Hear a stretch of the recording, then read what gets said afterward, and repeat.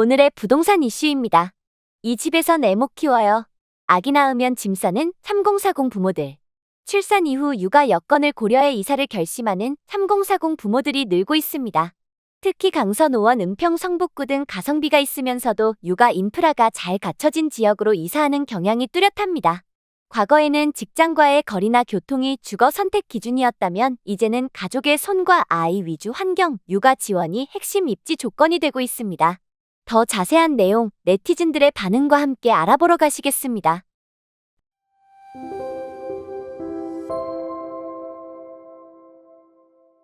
서울 마포구에 사는 36살 A씨는 첫째 아이를 출산한 지 2달 만에 이사를 결심했습니다. 갓난아기의 울음에 눈치 보이는 월세 빌라, 유모차 끌고 오르내리는 계단, 너무 먼 소아과까지. 아이가 태어나자 그동안 참을만 했던 집은 하루아침에 살 수 없는 집이 됐습니다. 그는 현재 도보 3분 거리 초등학교, 신축 엘리베이터 아파트, 키즈카페, 공원 밀집 지역인 서울 강서구로 이사를 준비 중입니다. 유모차를 끌고 오르내리는 계단, 먼 병원 등등 작지만 반복되는 불편들이 이사를 재촉했습니다. 34살 B씨는 엘리베이터 없는 다가구 주택 4층에서 유모차를 들고 오르내리는 게 고역이었다 라며 둘째 임신과 동시에 이사를 결정했습니다.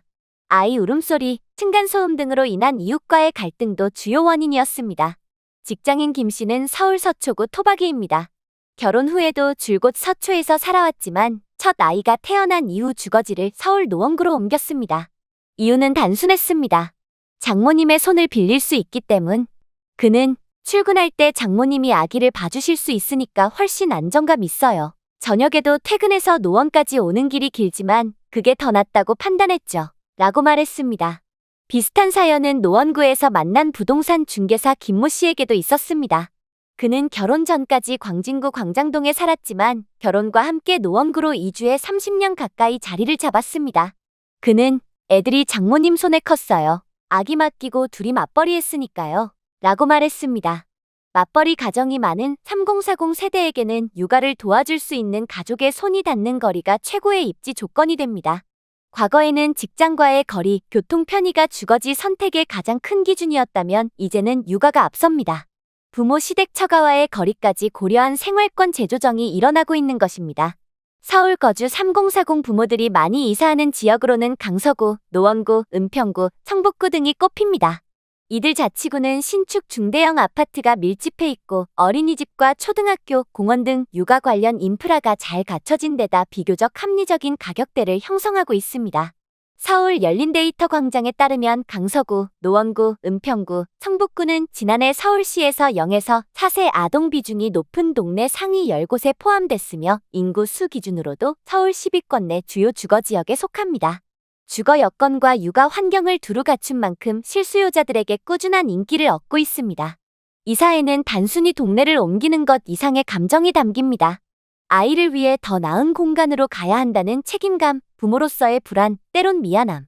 부동산 앱과 어린이집 후기를 동시에 검색하며 좋은 동네를 찾아 헤매는 과정은 단순한 거주 이전이 아니라 삶의 재설계이기도 합니다.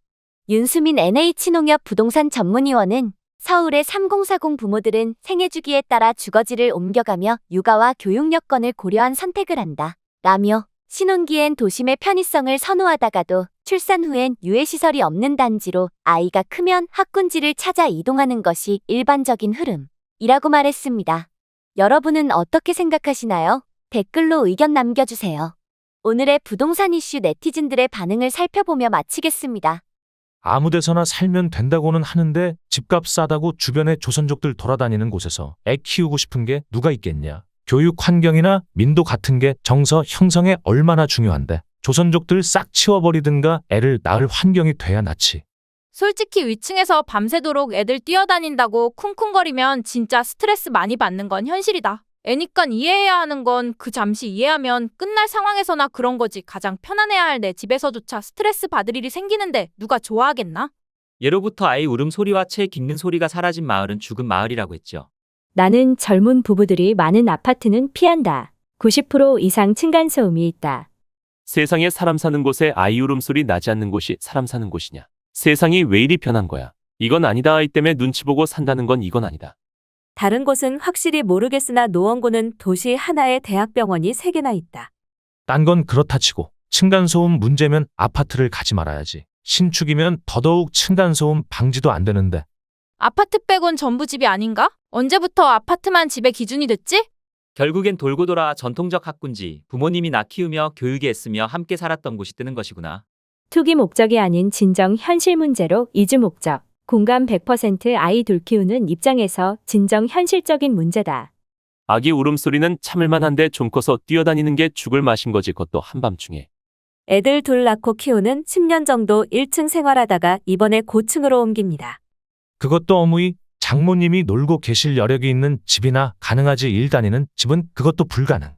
아이를 키우기 좋은 나라로 만들면 출산율도 올라간다. 이제 아이를 낳아 키우는 건 개인의 문제만은 아니다. 정부도 함께 키워나가야 한다. 1층 가세요. 애들 맘껏 뛰놉니다. 전망층 구하다가 층간소음으로 스트레스 이만저만 받는 게 아니거든요. 그렇다고 자라나는 애들 보고 인형처럼 가만히 있으라고 할 수도 없잖아요. 나도 집은 아파트 빌라 안 따지는데 엘베 없는 빌라는 애 키우기 힘들다. 특히 경사진 아파트. 난 아파트가 오래되어도 앞에 약국 수화과 천국이란 엄조와 애 때문에 새 아파트 안 부러움. 제목부터 와닿네. 진심 남일이 아니요. 여기까지 네티즌들의 반응이었습니다. 시청해주셔서 감사합니다. 구독과 좋아요는 영상 제작에 큰 힘이 됩니다.